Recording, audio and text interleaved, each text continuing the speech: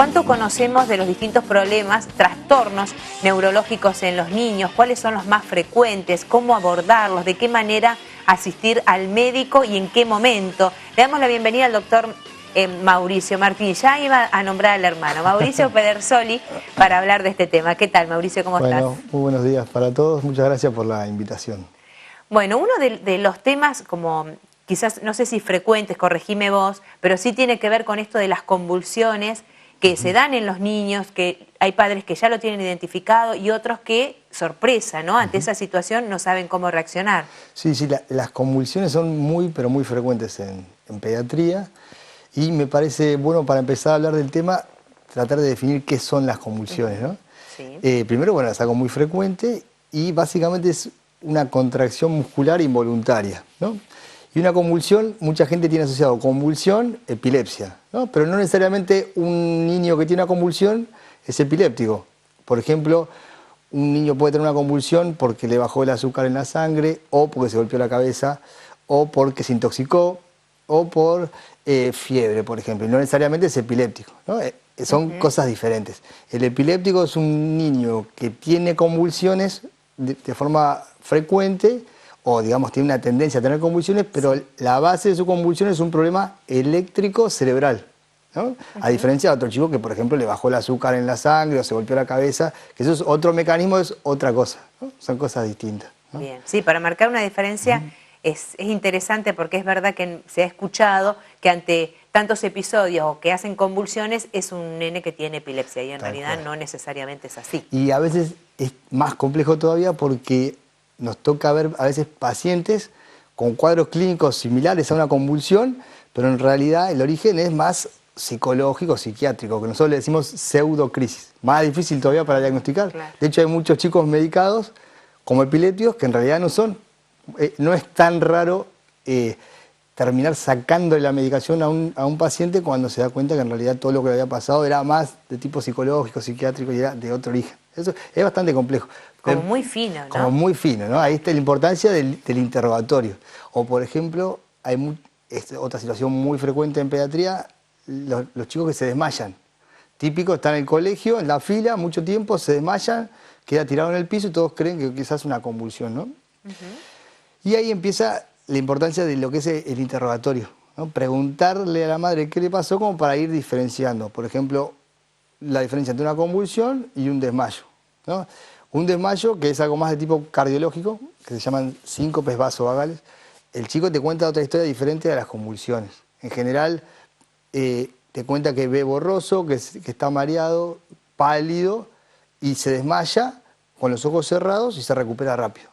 A diferencia de un epiléptico que se puede dar en cualquier momento, tanto despierto como dormido, no necesariamente con esos síntomas previos, y en general suelen quedar muy cansados, ¿no? Que no se recuperan rápido, quedan como desmayados media hora y no logran recuperarse y a veces hasta se hacen pis encima. Entonces uno, en función de lo que va escuchando la mamá, por eso la importancia de tomarse el tiempo de hablar con los padres, puede ir diferenciando entre una convulsión, epilepsia, pacientes que tienen convulsiones y quizás no son ni epilépticos y es algo más psicológico, y estos chicos que tienen problemas más que nada de tipo cardiológico, ¿no? Pero en general las convulsiones en los chicos son bastante frecuentes y en general suelen andar bien, ¿no? Y en el caso de, para no tomar de sorpresa a un padre que nunca su hijo había hecho una convulsión, ¿qué es lo primero que tiene que hacer? Bien, si un chico tiene una convulsión, lo más importante, a veces yo cuando empiezo a hablar con los padres les cuento lo que no tiene que hacer. Digo, mira, vos escuchame lo que no tenés que hacer, porque a veces hay como un instinto, el nene digamos, lo encuentra desmayado en el piso, lo agarran, lo levantan, lo empiezan a sacudir, le tiran agua, lo sacan afuera, lo revolean, y a veces el chico queda más lesionado o lo reaniman, como si fuese un paro cardíaco, y el chico queda más lesionado por ese intento de recuperación que por una convulsión que en general suelen ser breves, menos de 5 minutos suelen frenar, y no suele generar grandes secuelas. En cambio, a veces es importante decirle, bueno, vos cuando tiene una convulsión, ponelo de costado porque si llega a vomitar y el chico está boca arriba, a veces pues, ellos pueden aspirarse el vómito y generar una neumonía, y eso sí complicarte la vida, ¿no? Porque una neumonía por aspiración del vómito es complicado. Entonces lo pones de costado, si el chico se está sacudiendo, en general nosotros le decimos que cuente en 3 minutos, pero es difícil. Porque en ese estado, claro, ¿no? Claro. A unos padres que están acostumbrados a ver al chico con convulsiones, están más entrenados, más fríos y logran esa tranquilidad de ponerlos de costado y esperar 3 minutos y de ahí ir a la guardia. Pero si no, en general el concepto es no lo sacudan, no le hagan reanimación. Otra cosa que pasa muy frecuente, no le metan la mano en la boca, porque es muy común que te dicen, doctor, se le iba la lengua para atrás. Entonces le metí la mano en la boca, pero como estaba tan dura, mire cómo me quedó el dedo. Y aparece con los dedos no amputados, pero destruidos, porque es tan fuerte la musculatura del macetero, le ponen la mano en la boca y le muerden los dedos y no lo pueden sacar. Entonces, eso es un mito. Entonces, lo único que hay que hacer es ponerlo de costado hasta que esperar que termine la convulsión. 3 minutos, más o menos, en realidad son 5, pero con 3 minutos, esperar a que ceda. Una vez que se relaja, te vas a la guardia. Porque a veces si vos lo llevas con el nene sacudiéndose para todos lados, a veces puede ser perjudicial por esto que te explicaba del vómito y demás. Claro. Pero es tratar de mantener la calma, ponerlo de costado. Si estás en un jardín o algo, obviamente llamar al servicio de emergencias y llevarlo a la guardia más cercana. Porque algunos te dicen, no, pues yo tengo obra social, ¿cómo lo voy a llevar al hospital? No importa, tiene que ser el lugar más cerca. Porque si la convulsión pasa a los 5 minutos y el chico se sigue sacudiendo, al cuerpo le cuesta frenarlo por sí mismo, ¿no? Los que pasan los 5 minutos y el chico sigue con convulsiones, el cuerpo le cuesta autolimitar la crisis. Ahí lo que necesitas no es un lugar lindo, sino una enfermera que te pase una medicación que se llama el lorazepam, como para cortar la crisis. Y una vez que el chico está estable, si el padre quiere irse a otro lado, bueno, lo puede charlar. Pero el concepto es al lugar más cerca de donde estás, ¿no? Ese es más o menos el concepto. Y no sacudirlo, no tirarle agua. He escuchado anécdotas de lo que se te ocurra.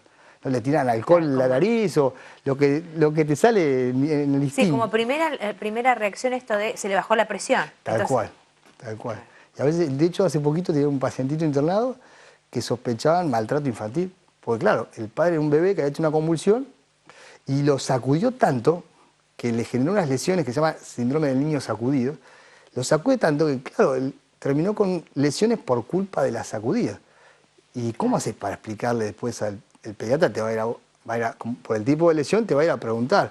Y a veces hasta puedes meterte en un lío de ese estilo, ¿no? Claro. Por esa reacción. Con tranquilidad, de costado, y te vas al lugar guardia más cercano. Sí, te estaba escuchando con atención esto de que la verdad que es bastante el tiempo que uno tiene que esperar. O sea que esto también, por otro lado, tranquiliza y en realidad uno se puede ocupar de una manera diferente. Tal cual. Tiene más plazo. Totalmente, ¿sí? Y otra cosa que es muy frecuente ahora en invierno son las convulsiones febriles, ¿no? Las convulsiones febriles son diferentes a las convulsiones de los pacientes epilépticos, ¿no? El nene nace con una predisposición genética para que cada vez que tenga fiebre tiene más posibilidades de tener convulsiones que el resto de la población, por una cuestión genética, ¿no? Entonces, de los 6 meses a los 5 años, cada vez que tiene fiebre puede generar una convulsión. Pero ya sabemos que es algo benigno, por eso es importante hablar con los padres y explicarles. Son benignas, por más que la situación genera cierto temor, porque no deja de ser una convulsión, y suelen resolver con la edad, ¿no? Entonces, ¿qué problema tenemos con las convulsiones febriles? Uno le explica todo, cómo es la evolución, que es algo benigno, que es muy frecuente en pediatría. Ahora en las guardias vas a una guardia y encontrás bronquiolitis, neumonía, convulsión febril. Es muy común. Todos los pediatras conocemos las convulsiones febriles y los neurólogos también. Pero lo que es interesante que me pasó con un paciente es que a veces le queda como una fiebre, en inglés se llama fever phobia, una fobia a la fiebre. Entonces, como tiene convulsiones por fiebre, el padre lo nota calentito, pero apenas calentito, y ya le da el ibuprofeno, el antipirético para bajar la fiebre. Entonces me acuerdo de un paciente que el nene tenía 36,8, por ejemplo, es una temperatura normal, capaz que está la estufa prendida o está muy abrigado. Entonces el padre lo tocaba, estaba traumado, lo vivía tocando la frente a ver si tenía fiebre. Lo notaba calentito y le daba el ibuprofeno. Y le da, no sé, no te digo todos los días, pero más o menos. Y un día me llama, me manda un mensaje, me dice, doctor, estoy internado en el hospital porque tiene caca con sangre. Me digo, ¿qué tendrá que ver? Es que ahí empiezo a interrogar y me cuenta que cuando apenas nota calentito le da tanto ibuprofeno, le dio tanto tiempo ibuprofeno que le hizo una lesión digestiva y terminó haciendo una hemorragia. Entonces, no volverse loco, es algo benigno, que puede tener una convulsión con fiebre tanto con 38 como con 40, es independiente. Ah, bien, no tiene que ver con el grado de temperatura. Totalmente, claro. Es algo, una predisposición genética. A veces el papá le pasó lo mismo, entonces es algo que va independiente del valor, digamos. Sí. Entonces, tiene fiebre, bueno, le bajan la fiebre y se espera a ver qué pasa. Pero es algo benigno que se va con la edad y no no deja secuelas. Claro, y haciendo hincapié en el tema de las convulsiones, ¿cuándo se llega al diagnóstico de epilepsia, por ejemplo? Sí, la epilepsia es una enfermedad crónica, como otras tantas enfermedades. Yo pues el nombre suena como medio, es como Fuerte, raro. Cuando yo le digo, bueno. sí, mire, su hijo tiene epilepsia, suena como raro, como medio, como que se me complica la vida. Pero la epilepsia es una enfermedad crónica como cualquier otra, como el asma, la diabetes, que el 75% tiene una evolución benigna. O sea, el 75% de los chicos resuelven el cuadro. Eso me parecía bueno contártelo como... Sí. Que no es... de hecho, tengo chicos que juegan al fútbol, algunos estudiantes, que, digamos, que compiten de forma exigente, abanderados, hacen patín, de todo lo que se te ocurra, lo único que hacen es tomar medicación.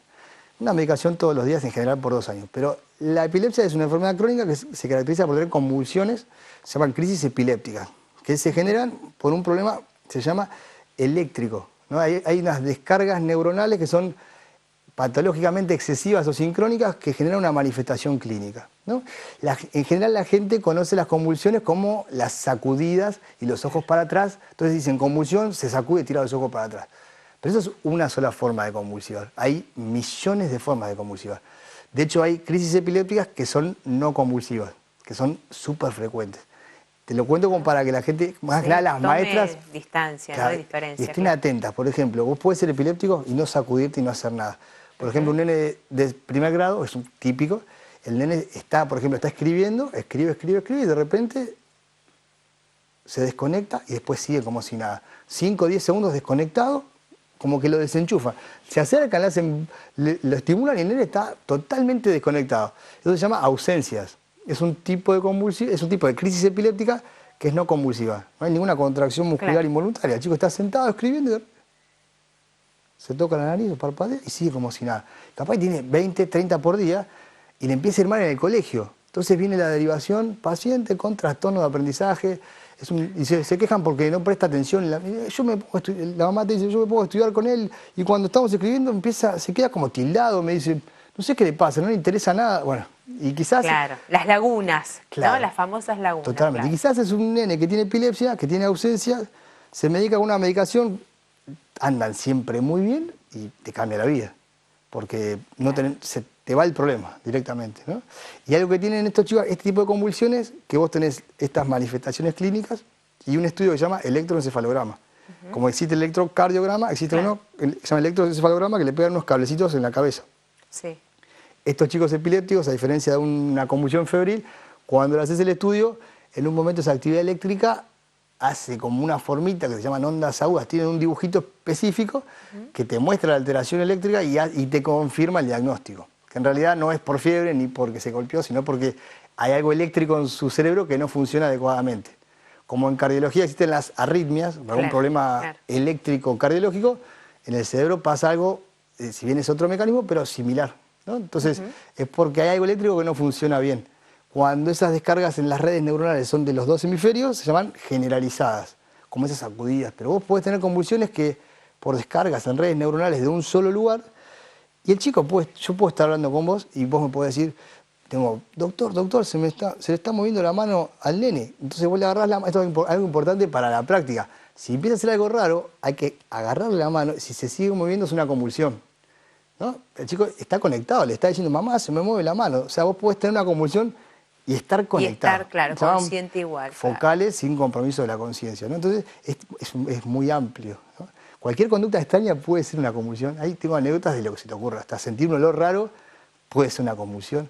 O fenómenos de déjà vu. Hay un montón de cosas que quizás no son las clásicas y pueden estar dentro de la epilepsia. Pero ¿no? Escuchando también estos distintos ejemplos que mencionás, digo, es bastante difícil para detectarlo. Tiene que ser como muy reiterado para que llame la atención de la concurrencia al médico, como mamá, digo, ¿no? A veces pasa eso, ¿sí? Pero a veces como primero llega el pediatra, los pediatras están bastante entrenados, ya saben cuando hay algo que no cierra, te mandan al neurólogo. A veces no tiene nada que ver, pero muchas veces conductas raras o parpadeos raros, que a veces pueden ser tics, pero siempre cualquier fenómeno motor que no cierra, lo mandan al neurólogo para ver si no es una convulsión. Hay, pero millones. Claro. Tengo muchas anécdotas, o chicos que estaban tratados como tics y en realidad era un tipo de convulsión que tienen parpadeo, pero es un parpadeo distinto, un parpadeo raro. Dicen, sí, no sé qué le pasa. Parpadea, los ojos se van para arriba y después sigue como si nada. Capaz un chico tratado como tics un montón de tiempo, cuando le hacen el electroencefalograma ven todas esas descargas que no son normales y dicen, no, al final era un epiléptico. Le ponen medicación, nunca más nada. Esa es toda la historia de los que le va bien. Después sabemos que hay un 20-25% que tienen epilepsias refractarias. Claro. Que te toca, bueno, a veces te toca tener una epilepsia complicada, que lo medicás con una droga y no pasa nada, tenés que ponerle otra medicación, 2 drogas, a veces 3, una dieta especial, a veces para poder cortar las crisis, bueno, todo el fenómeno este del cannabis para poder cortar las crisis, hasta hay cirugías de epilepsia también, que eso se llaman epilepsias refractarias, que no responden con las medicaciones comunes. Y el chico a veces vive con convulsiones toda su vida, ¿no? Es complicado, es difícil eso, pero...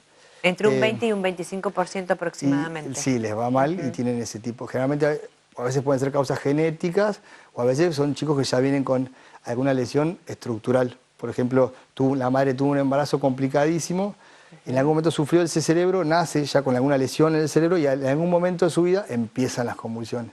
Y como esa lesión la va a tener siempre, a veces eso lo lleva a las epilepsias refractarias, ¿no? Pero y otra cosa que me interesaba contarte, que me pasó hace poco, que pasa muy frecuente, y está bueno para las mamás y para el pediatra también. Hay como te explicaba, que hay un montón de tipos de convulsiones. Sí. Hay uno que es muy particular, que generalmente aparece a los 6 meses. Puede ser de 4 a 9 meses, pero a los 6 es un clásico. Viene un paciente con cólico y dicen, lo traigo por cólicos, pero hay algo que no me cierra. El chico desde que está con estos cólicos está distinto, dice, es un bebé que ya no se ríe, dice, está como... Es como si estuviese triste por algo, te lo explican así como que pierde la sonrisa social. Dicen, me llama la atención. Y lo estoy llevando al pediatra porque tiene cólicos y no para de tener cólicos. Hace un cólico, hace otro, para y llora. Hay un tipo de epilepsia que se llama síndrome de West, que tienen convulsiones tipo espasmos. Y los espasmos se cierran, hacen como una flexión que parece un cólico. Pero a una edad donde no es tan frecuente. Los cólicos son más frecuentes hasta los 3 meses. El chico tiene 6. Claro. Ahí está lo importante, pero mira, tiene 6, no tiene 3. Entonces, ese tipo, ¿por qué te cuento eso puntual? Porque en la última semana tuve 2 o 3 iguales que estaban en seguimiento por cólicos del lactante y en realidad lo que tenía era esa flexión, tiraba los ojitos para atrás y lloraba. Te hacía 10, 15 de corrido. Claro, en realidad era un nene epiléptico con convulsiones tipo espasmos, claro, que lo que tiene es que si vos lo detectás rápido y lo medicás rápido, muchas veces le cambiás el pronóstico. Si vos dejás un mes, mes y medio, 2 meses en ese estado convulsivando permanentemente, el chico se deteriora su neurodesarrollo. Claro. Por eso es que la madre lo ven que no se ríe, porque ese tipo de epilepsias, o sea, por culpa de esa actividad eléctrica patológica, no solo tiene convulsiones, sino que empieza a deteriorarse el nene. ¿Esto es nuevo o es porque hubo una aparición de 2 o 3 casos? No, esto es un clásico de la neurología, que se fue ampliando. Ahora lo que hay mucho diagnósticos genéticos, cosas complejas, pero la clínica es histórica. Es síndrome de West es un tipo de epilepsia muy conocida por todos, tanto pediatras como... Pero a veces siempre está eso de, no, son cólicos, ya va a pasar. Y el chico no es solo eso, porque el cólico no tiene por qué dejar de sonreír fuera de los episodios, claro. O que deja de sostener la cabeza. Entonces ahí, como para tenerlo en cuenta, ¿no? Que no todas las convulsiones son sacudirse y hacerse pis y tirar los ojos para atrás. Es una variedad importante la que hay para tener en cuenta. Sí, ¿Y la epilepsia puede suceder en cualquier momento? ¿Una persona puede ser epiléptico en cualquier momento de su vida? Sí, en general es más frecuente en pediatría que en adultos, ¿no? Pero tranquilamente eso pasa un montón. Y como a veces los padres te dicen, pero yo que tengo todo, que nunca tuve un problema, hace deporte, va al colegio, yo le doy la mejor nutrición, la mejor alimentación, ¿por qué me toca a mí? Bueno, eso es re común. Epilepsias en pediatría lleno. De un día para el otro aparece la convulsión, ¿no? Pero siempre teniendo en mente que el 80% le va bien, 80%. Sí. ¿No? Y en una etapa importante de edad? Tenés epilepsias en todas las edades. Nosotros en pediatría vemos hasta los 14 años, pero tenemos epilepsia en neonatos, en lactantes, en la infancia inicial, después en adolescentes. Tenemos en todas las edades y tienen características clínicas diferentes. Y algo que te quería decir que sean adolescentes, que también es muy común que pase esto. Hay una epilepsia más que nada que se da en mujeres, que se llama epilepsia mioclónica juvenil. Pero el nombre no importa, el tema es lo llamativo de cómo se presenta, ¿no? Te llaman de la guardia, te dicen, bueno, hay un paciente con una convulsión, una chica de 14 años, que tuvo una convulsión que se sacudía todo, se llama tónico clónico generalizado, ¿no? Se sacude todo, ojos para atrás, bueno, una convulsión. La vas a ver, nosotros ya sabemos que a esa edad hay esta epilepsia puntual que es importante detectarla.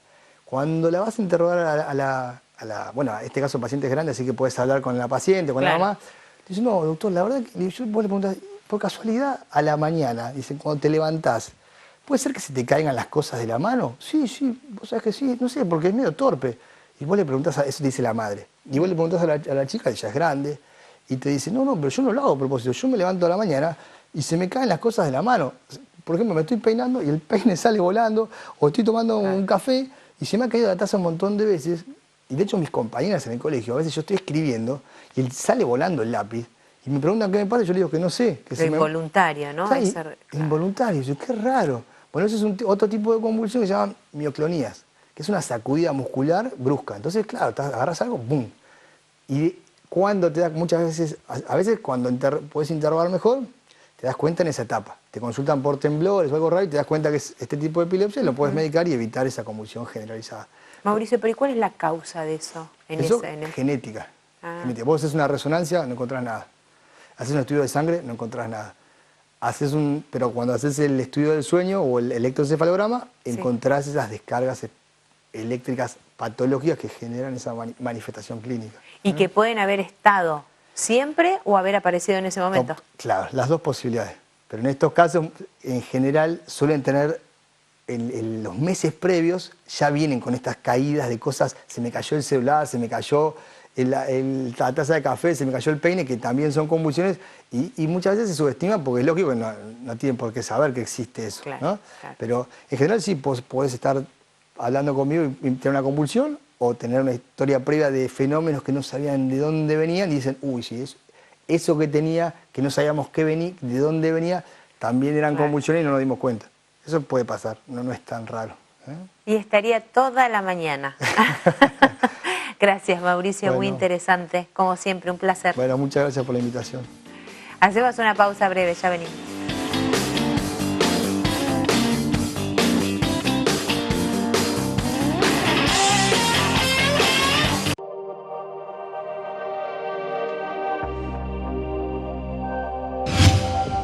Imagen Platense, el canal de la ciudad.